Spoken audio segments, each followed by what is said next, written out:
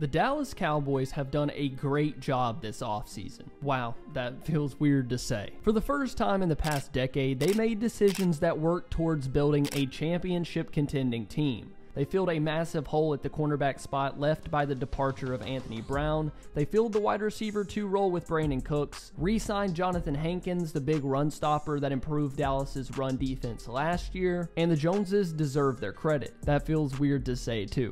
But, and this is a very important one, the offseason is not over, not even close. There are decisions still left to be made, ones that could make or break this team's season and possibly future. The NFL draft is closing in. The Cowboys cannot mess this up. Next year's success heavily relies on them getting their first round pick right. If they hit on that first pick, it's going to help this team so much. The NFL draft is never a sure thing. Far from it actually. But there are always a few red flag players that teams should really try to avoid every single year. Don't be the team to fall into the trap of drafting someone just because they are built like a tank. Don't draft a project, especially in the first round. So in this video, I'm going to give you my 3 first round prospects to avoid if you are the Dallas Cowboys.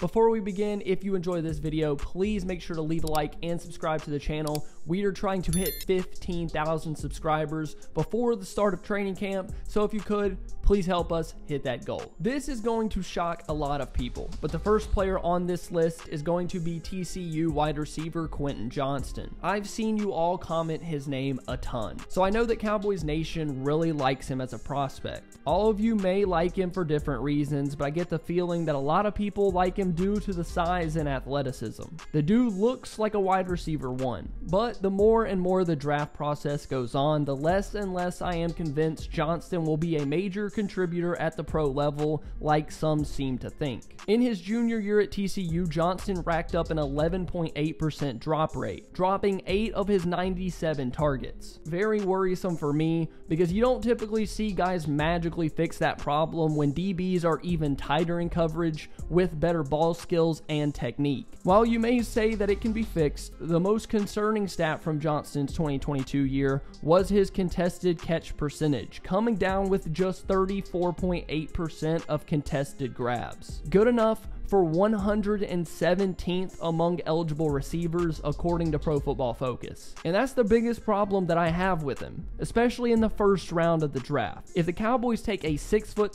208-pound receiver that isn't an elite route runner and lacks the contested catch ability, what can you expect to get out of him? The size advantage, 50-50 catches is what you want, but I don't think Johnston really gives the Cowboys any of that. The biggest hole on the Cowboys roster going into this season is easily going to be the left guard position. That is assuming you keep Tyler Smith at left tackle and Steele is back at right tackle, which is the way to go in my opinion. So the Cowboys cannot afford to reach for a guard at number 26, and they would be doing so if they selected TCU guard Steve Avila in the first round.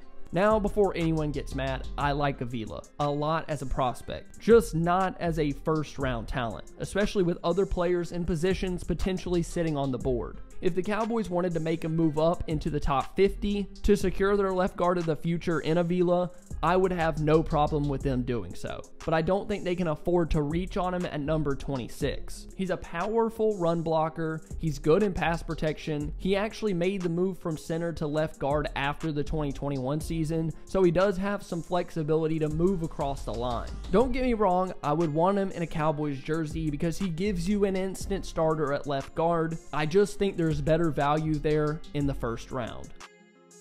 Last but certainly not least, another player that I really like, and he had the production at Alabama to back up the early first round selection. There's a good chance that Brian Branch isn't there for the Cowboys at 26, but I wouldn't want them to be the team to stop his skid if he were. The Cowboys just paid Donovan Wilson his deal. They have Malik Hooker for 2023 along with Jaron Kearse.